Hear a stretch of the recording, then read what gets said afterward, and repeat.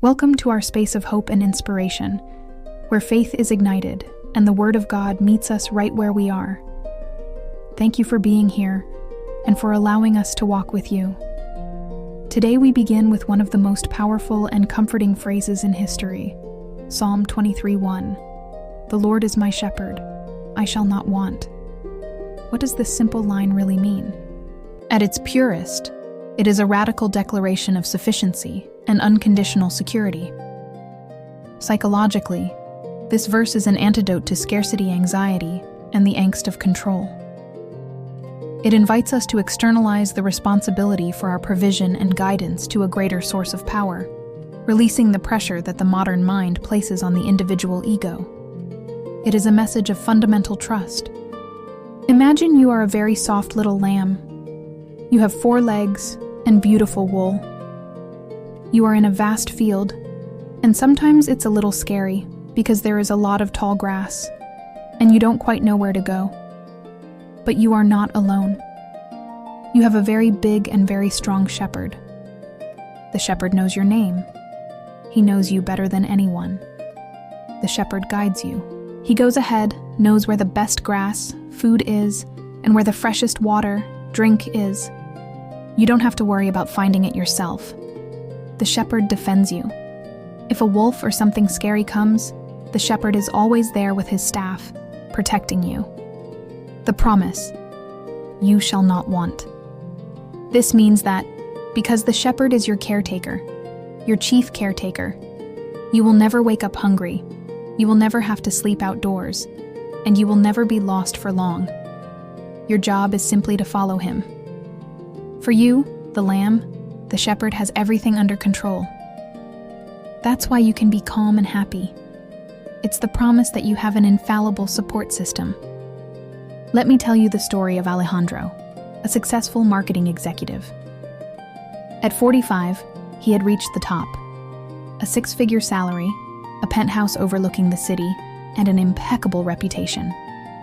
However, every morning he woke up with a knot in his stomach. His mantra wasn't "I shall not want," but "everything depends on me." Alejandro lived in constant performance anxiety. He believed that his security, status, and happiness depended on winning the next client, outperforming the competition, never under any circumstances making a mistake. This need for total control made him a slave to his own success. He slept 4 hours a night, his health deteriorated, and his relationships were strained. He had created a golden cage where the fear of scarcity, of losing control, devoured him. One day, in a moment of personal crisis, he read Psalm 23. At first, it sounded like a naive ideal, but a therapist helped him apply the principle. The shepherd wasn't just a religious figure, he was a guiding principle, or a trust system that he could choose to activate. The psychological application: Alejandro decided to make a mental contract. He would assign his inner shepherd the responsibility for guidance and provision, and he would focus solely on ethical action in the present. He stopped tormenting himself over future business outcomes and focused on performing his daily work with excellence and humanity. He stopped believing he was the sole source of his well-being. By releasing that burden of total control, he didn't lose his success. On the contrary, his focus improved and his stress dissolved. He understood that the verse doesn't mean you won't have challenges, but rather that you won't lack the resources, guidance, or strength to overcome them if you trust that a greater system has your back. To make this verse tangible in your life, let's do a short trust anchoring exercise. My fear is that I will lack. Claim the promise. Right below your fear, write the complete verse. The Lord is my shepherd, I shall not want. The shepherd's inventory, gratitude and evidence technique. Now, look for evidence in your life that this promise has been real in the past. Write down 3 to 5 things you do have or have had when you thought you would lack them. When I thought I would lack the money to pay the rent, name the source, gave me an opportunity.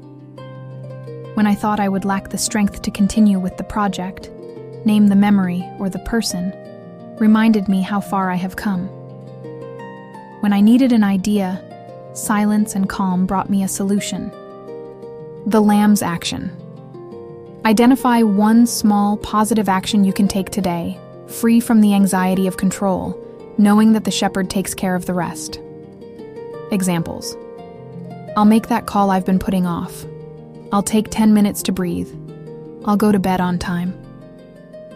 My action today is, this exercise shifts your focus from scarcity, what's missing, to provision, what you already have, and the source that supports you, transforming anxiety into focused and calm action. Psalm 23:1 isn't just poetry. It's a tool for mental and emotional management. It's permission to live, not from the panic of what might be lacking, but from the peace of knowing that your essential well-being will always be provided. Remember, the shepherd doesn't force you to follow him. He invites you. Your only task is to take a step of trust and let go of the heavy burden of total control.